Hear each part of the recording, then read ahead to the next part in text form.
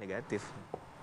Ya, ini yang kemudian jadi banyak perdebatan. Sebenarnya sah-sah saja kalau lihat secara hukum, Vi, begitu kan. Tapi juga ada yang sampaikan abolisi kan kasus hukumnya secara sah dihentikan begitu. Kenapa kemudian dipermasalahkan? Ya, apalagi kalau misalnya pemerintah dalam hal ini presiden sudah memberikan haknya kan begitu ya. Itu kan hak abolisi kan hak presiden tuh. Ya artinya kan sudah ada atensi ya dari pemerintah terhadap seorang kepastian hukumnya Tom Lembong gitu. Nah artinya ada rasa terima kasih, itu ya wajar lah. Kan Tom Lembong juga mengucapkan terima kasih ketika lepas dari... Tapi kalau terima kasih itu kan dua hal yang berbeda, Vi. Ini di satu sisi ingin menegakkan keadilan, profesionalisme seorang hakim. Kok jadi kita yang debat sih? Ya makanya. Kita langsung aja lah ini ya. Saya juga penasaran kok jadi ayah ngelawan saya ya, gitu ibaratnya ya. Langsung saja ini ya, sudah hadir bersama dengan kami saat ini ada Mas Heri Firmansyah, pakar hukum pidana. Assalamualaikum, selamat pagi Mas Heri. Waalaikumsalam warahmatullahi wabarakatuh. Tampilan agak berbeda kepalanya nih mungkin. Baru pulang. Masya Allah. Alhamdulillah, Masya Allah. Lagi ngalap berkah nih kita hari ini ya. Dan juga di studio sudah hadir juga nih ya, pengacara dari Tom Lembong. Saya ingin mengundang Pak Dodi. Abdul Qadir, selamat pagi, silakan Pak Dodi. Assalamualaikum Pak Dodi. Assalamualaikum, waalaikumsalam. Macet nih Pak Dodi ya. Ya. Oke, dan satu lagi ya. Satu lagi, ini kita mohon pencerahan nih kepada beliau ya. Ada Pak Farid Wajini, anggota Komisi Yudisial tahun 2015-2020. Selamat pagi Pak Farid. Assalamualaikum. Ya, selamat pagi. Assalamualaikum. Oke, langsung lah kalau gini ke yang baru datang, Vi. Jangan biarkan menarik nafas. Iya. Pak Dodi, jadi banyak yang bertanya mengapa kemudian ini masih terus dilaporkan meskipun kan sebenarnya abolisi kasus hukum sudah dihentikan. Apa tujuan utama dari seorang Tom Lembong dan juga rekan-rekan? Nah, kan artinya gini, abolisi itu kan Pak Dodi menganggap kasus ini nggak pernah ada lah, gitu lah ibaratnya kan gitu. Iya, jadi memang yang dipersoalkan ini bukan soal abolisi ya. Ya memang iya. Ya, tetapi memang dari awal kami sudah merasakan adanya proses di pengadilan itu yang tidak memberikan suatu kepastian hukum dan rasa keadilan. Ya, banyak proses yang harus dipertanyakan. Ya, seperti misalnya dari awal ya. Dari proses pra-peradilan saja, kita sudah menghadapi adanya saksi ahli waktu itu, kalau masih ingat, yang diajukan oleh jaksa, itu memberikan keahlian yang sama persis. Padahal keahlian itu tertulis, dan itu diberikan oleh para ahli hukum, ya, guru besar, ya, memberikan keterangan ahli secara tertulis sama persis. Cuma ada satu poin atau beberapa poin yang dirubah. Nah, ini kan menimbulkan pertanyaan, apakah ahli ini sudah diatur? Nah, begitu kita masuk lagi ke pengadilan pokok perkara, ya, terjadi lagi hal-hal yang menyangkut ketidakprofesional hakim. Dan itu banyak begitulah. Dan banyak ya, bisa dilihat secara kasat mata itu. Karena itu Pak Dodi, saya sih berharap diskusi kita pagi ini kita mungkin sedikit side back gitu ya, tapi tidak terlalu side back lagi gitu. Tapi artinya begini, presiden pun juga pasti ya kan memiliki tim-timnya begitu. Artinya yang dalil-dalil Pak Dodi sampaikan tadi itu pasti juga dipegang juga kan oleh presiden gitu. Makanya dianggap persidangan ini ya sudah nggak usah ada kan gitu ibaratnya. Itu dia, keadilan sudah diberikan oleh presiden melalui abolisi ini begitu loh. Jadi masalahnya bukan hanya untuk Tom Lembong, bisa dibayangkan proses peradilan yang lain ya, yang tidak memiliki perhatian seperti Pak Tom Lembong. Perkara-perkara masalah sengketa tanah, ya, sengketa kepailitan, sengketa keperdataan lain yang tidak mendapat perhatian, ya, berapa banyak? Nah, sehingga persoalan mendapatkan keadilan dan kepastian hukum ini menjadi masalah serius.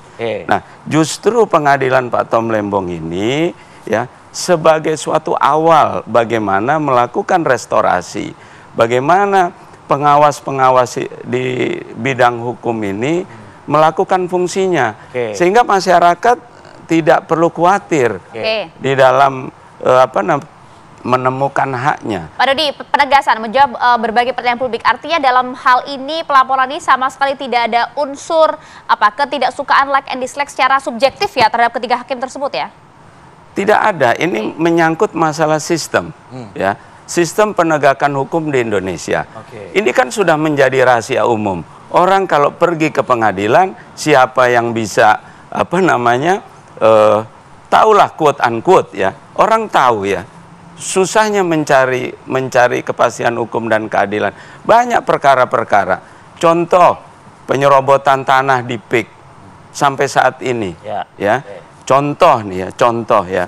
Contoh lagi masalah hilangnya saham, ya. Tiba-tiba saham bisa hilang ada di. Itu beberapa kasus ya. Ya. Itu yang ingin kemudian ditegakkan agar tidak ada presiden lagi ke depan. Ya. Masalah kepastian hukum ini kan bukan hanya berkaitan masalah seseorang Tom Lembong, ya. Bagaimana pemerintah yang mengalami seperti Tom Lembong. Ya, bagaimana pemerintah ingin menarik investasi dari luar negeri? Ya. Kalau kemudian investor tidak memiliki kepastian hukum. Jadi masalah penegakan hukum ini menjadi masalah yang kebetulan saat ini diberikan perhatian oleh presiden, ya, karena presiden menggunakan haknya, prerogatifnya untuk melakukan intervensi. Nah, ini sebenarnya menjadi signal bagi Mahkamah Agung, bagi Komisi Yudisial untuk bagaimana menilai mulai dari rekrutmen hakim, tes hakim. Hari ini kabarnya kan dan monitoring daripada tengah berlangsung di Komisi Yudisial kan, ya. Calon hakim agung yang sedang bergulir saat ini. Karena itu juga nih Mas Heri juga Pak Dodi serta Pak Farid, kami sebetulnya sudah mengundang juga komisioner dari Komisi Yudisial, namun yang bersangkutan mohon maaf tidak bisa hadir karena mengingat tadi yang disampaikan Pak Dodi ya, rekrutmen hakim agung ini perlu mendapatkan perhatian khusus sehingga mereka fokus untuk rekrutmen hakim agung begitu. Oke, saya ingin sebelum ke Mas Heri saya ingin ke Pak Farid. Pak Farid, ini ada pelaporan Pak Farid ya terhadap hakim agung.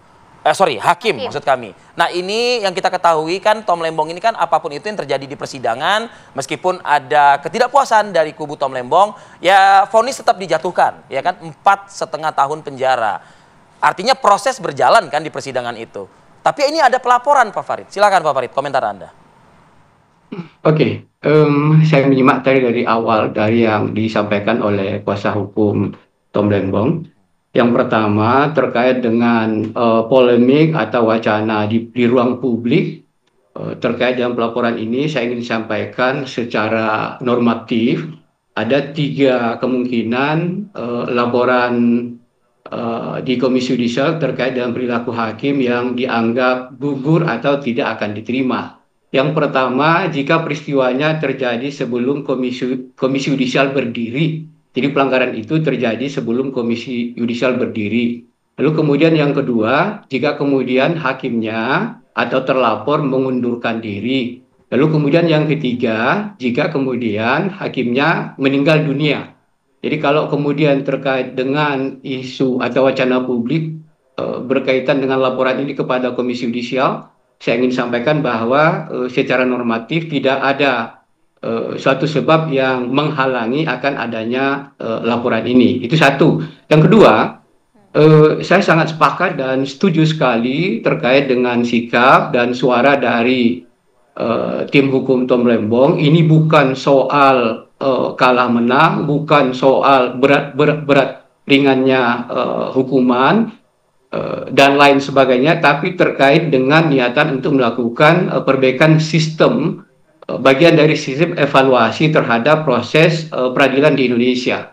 Lalu kemudian yang ketiga, benar juga pernyataan bahwa tak bisa dibayangkan kalau kemudian misalnya dalam kasus-kasus yang jelas menarik perhatian publik, tapi kemudian proses yang ada dianggap penuh dengan diskriminasi, lalu kemudian diselesaikan bukan lewat mekanisme yang ada, tidak lewat konstitusi yang tidak secara konstitusional. Oleh karena itu, tentu proses dalam kaitan untuk memberikan kesadaran kepada publik tentang penegakan hukum dan penegakan etik, maka sistem pelaporan yang tersedia dan menggunakan mekanisme yang ada lewat Komisi Yudisial, lewat Badan Pengawas Mahkamah Agung Republik Indonesia, tentu ini sudah di on the track. Jadi ini memang sudah di jalannya. Dan saya pikir terlepas dari semua itu, tentu menjadi kewenangan Komisi Yudisial dan Badan Pengawas Mahkamah Agung Republik Indonesia untuk kemudian memproses ini. Apakah kemudian akan diterima,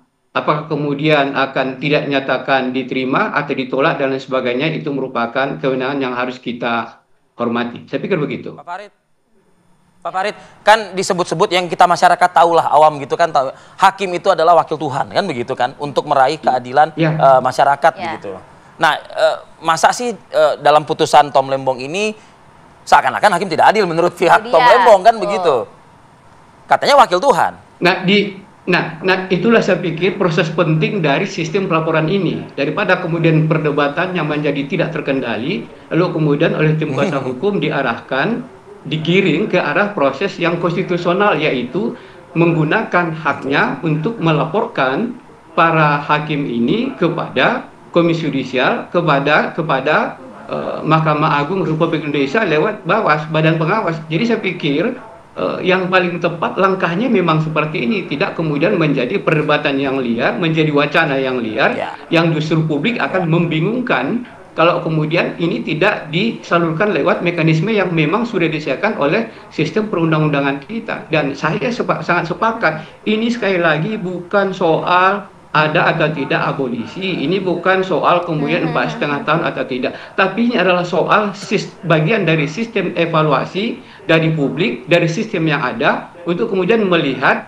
apakah kemudian tahapan-tahapan, proses-proses yang ada dalam sistem peradilan kita itu memang sudah sesuai atau tidak dengan mekanisme yang ada. Sebab kalau kemudian itu tidak dilakukan, maka sesungguhnya yang terjadi adalah pertama wacana menjadi liar, lalu kemudian yang kedua proses yang seharusnya dalam bentuk keteladanan menyampaikan persoalan sesuai mekanisme yang ada itu justru akan ditinggalkan. Daripada tawuran misalnya, tawuran dalam konteks di ruang publik dalam bentuk wacana yang kisruh ya Pak ya. Mekanismenya sudah dijalankan. Gaduh gitu. Kira-kira seperti itu.